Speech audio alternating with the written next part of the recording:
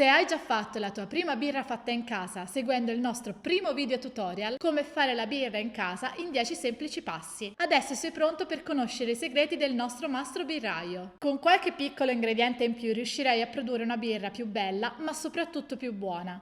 Iniziamo!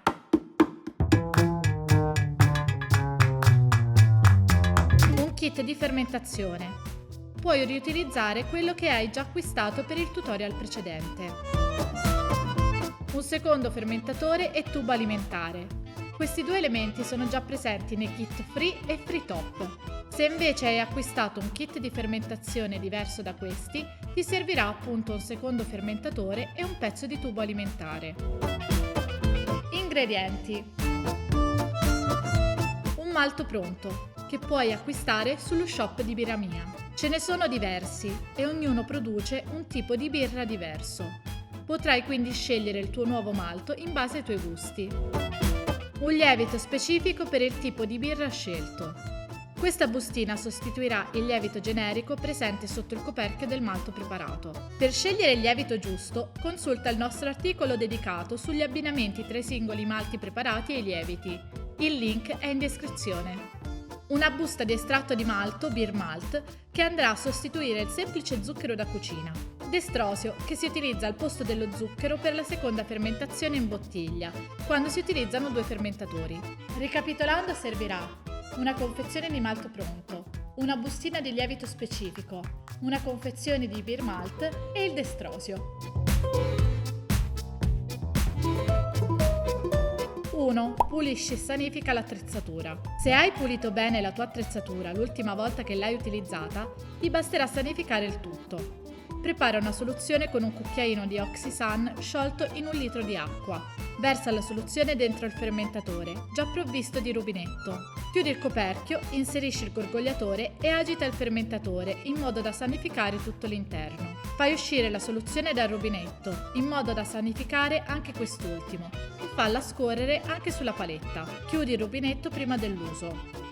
2. Scalda il malto per birra. Prepara il barattolo togliendo il coperchio e la bustina di lievito.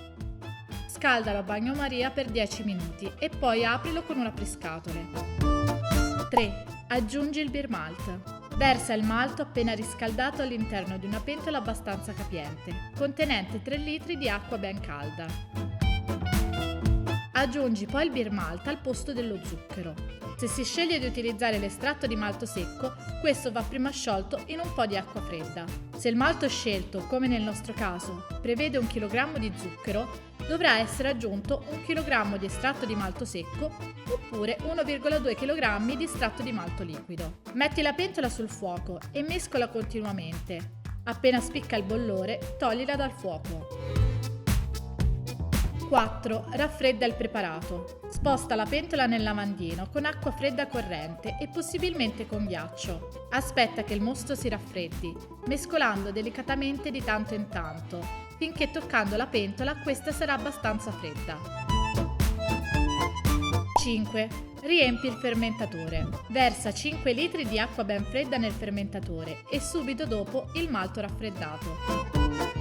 Completa aggiungendo acqua fino a raggiungere i litri di produzione previsti dal malto luppolato scelto. Di solito sono riportati sull'etichetta del malto. Nel nostro caso sono 23 litri totali.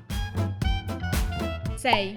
Metti il lievito specifico comprato. Controlla sul termometro adesivo che il mosto abbia raggiunto la temperatura di 20-22 gradi. A questo punto aggiungi il lievito specifico acquistato, cospargendolo su tutta la superficie. Attendi qualche minuto e poi mescola in modo energico per qualche minuto per ossigenare il mosto.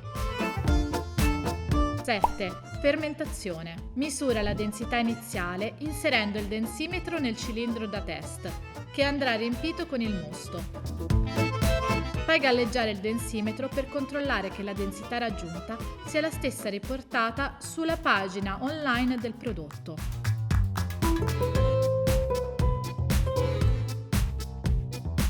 Chiudi il fermentatore e inserisci il gorgogliatore riempito per metà con acqua. Lascia fermentare per 7 giorni, alla temperatura indicata sulla confezione del lievito.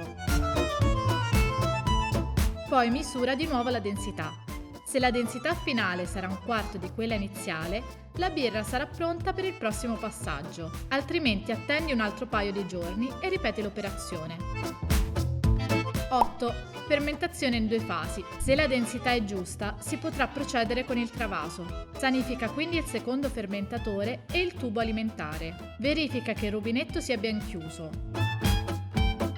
Inserisci il tubo sul rubinetto del primo fermentatore e posa l'altra estremità sul fondo del secondo fermentatore. Apri quindi delicatamente il rubinetto del primo fermentatore e trasferisci la birra nel secondo fermentatore. Ricordati di non trasferire la parte residua presente sul fondo del primo fermentatore. Chiudi il rubinetto e togli il tubo. Chiudi quindi il coperchio del secondo fermentatore, metti il gorgogliatore riempito per metà con acqua e aspetta altri 7 giorni. 9. Imbottiglia la tua birra. Trascorsi 7 giorni, misura nuovamente la densità per verificare che sia giusta. Effettua quindi un secondo travaso nel primo fermentatore, pulito e sanificato, esattamente come hai fatto la prima volta. Controlla quanti litri di birra sono rimasti, guardando le tacche del fermentatore. Per ogni litro di birra rimasto, aggiungi al fermentatore 6 grammi di destrosio. Esempio, se sono rimasti 21 litri di birra, dovrai aggiungere 126 grammi di destrosio. Ricordati di sanificare le bottiglie e di lasciarle sgocciolare prima dell'imbottigliamento. Riempi le bottiglie lasciando circa 3 cm di vuoto.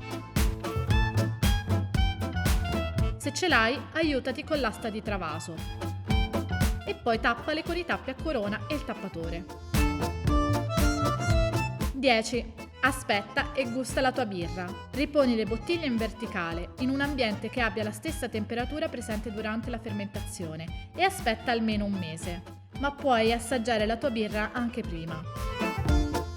Per sapere se la birra è pronta, infatti, l'unico modo è assaggiarla. Se sarà frizzante al punto giusto, la tua birra artigianale sarà pronta per essere gustata insieme a tutti i tuoi amici.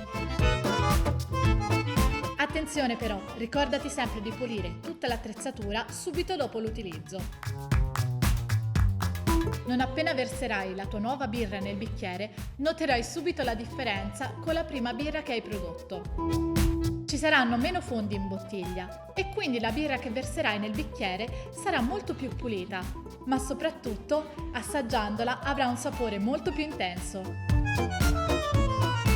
Adesso conosci tutti i segreti per produrre dell'ottima birra artigianale con i malti preparati. Se però vuoi anche personalizzare e rendere unica la tua birra artigianale fatta in casa, allora continua a seguirci. Iscriviti al canale e clicca sulla campanella per rimanere sempre aggiornato. Metti quindi un bel mi piace e condividi il video con tutti i tuoi amici. Anche per oggi il video termina qui e noi ci vediamo al prossimo tutorial.